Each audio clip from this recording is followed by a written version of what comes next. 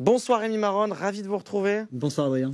On parle d'un événement commercial qui a eu lieu la semaine dernière qui s'appelle le Black Friday et vous vous êtes intéressé à ces dérives.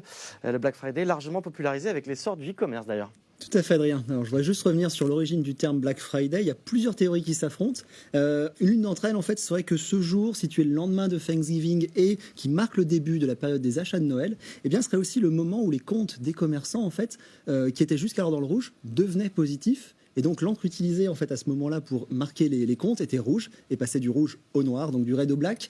Alors loin de cette explication en fait originelle et de l'origine américaine, eh bien le Black Friday est malheureusement devenu une journée d'hyperconsommation, de surconsommation, et de fait aujourd'hui ça a un impact non négligeable sur l'environnement. Je rappelle juste que la période des soldes, normalement, c'est lié à des problématiques soit d'invendus, soit sinon des problématiques de liquidation, enfin de fin de collection.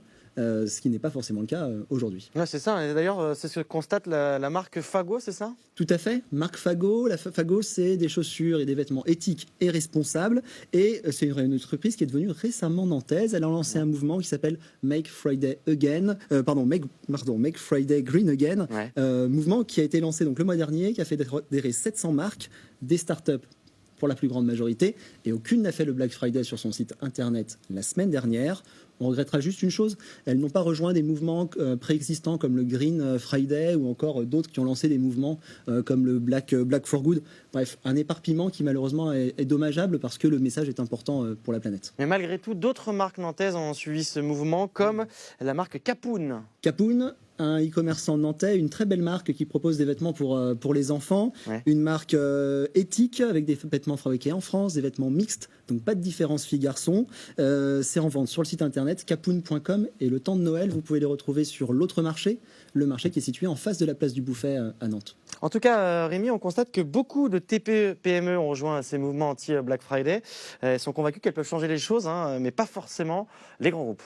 Oui, exactement, et on aurait aimé voir des marques notoires s'engager, comme par exemple Eram, notre voisin angevin, qui a récemment sorti des chaussures éco-responsables et éthiques, et en écho à cela, on aurait aimé qu'ils s'engagent vers une consommation plus responsable. Or, la marque affichait sur son site internet des réductions de moins 30 à moins 50% vendredi dernier. Alors, quelques secondes pour terminer cette chronique, notamment sur le fait que, en fait, même quand vous en parlez pour critiquer, Rémi, vous faites la publicité du Black Friday. C'est fort possible. Alors, moi, je dirais juste, essayons de suivre des marques comme Rosemood, par exemple, qui est une belle marque nantaise qui fait des faire-part de mariage et de naissance, qui, en fait, vendredi, même s'ils faisaient partie du Make Friday Green Again, eh bien, ils n'ont parlé de rien du tout. Ils n'ont fait comme si le Black Friday n'existait pas. Et c'est peut-être ça la solution, juste ignorer ce moment et ne plus en parler.